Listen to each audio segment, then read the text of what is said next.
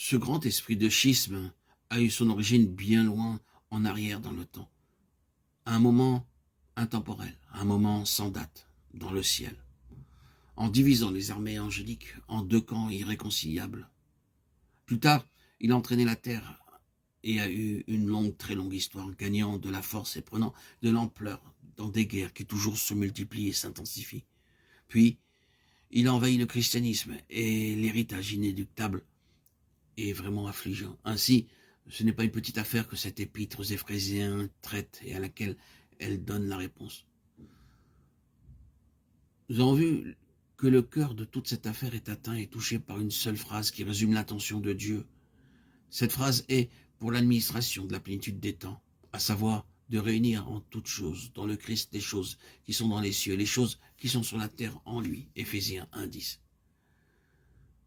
Tandis que nous pouvons envisager cela comme la finalité au-delà de cet âge. Notre souci concerne cet âge. N'y a-t-il aucune issue, aucun espoir pour au moins une approche de cela maintenant?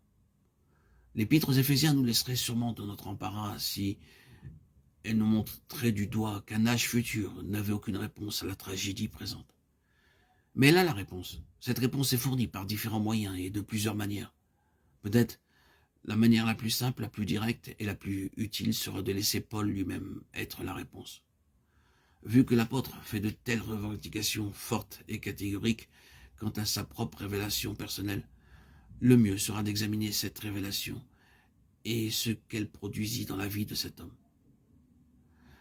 À la fin du chapitre 4, nous avons remarqué que le nom de la personne de Jésus-Christ est mentionné quelques 40 fois dans cette courte épître.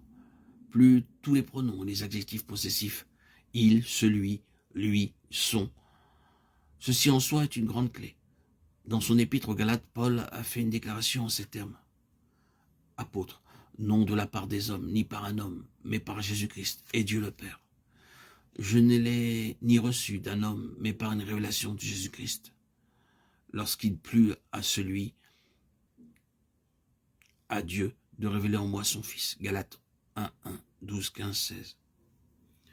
Dans l'épître aux Éphésiens, qui est celle que nous considérons à présent, l'apôtre fait une très grande révélation.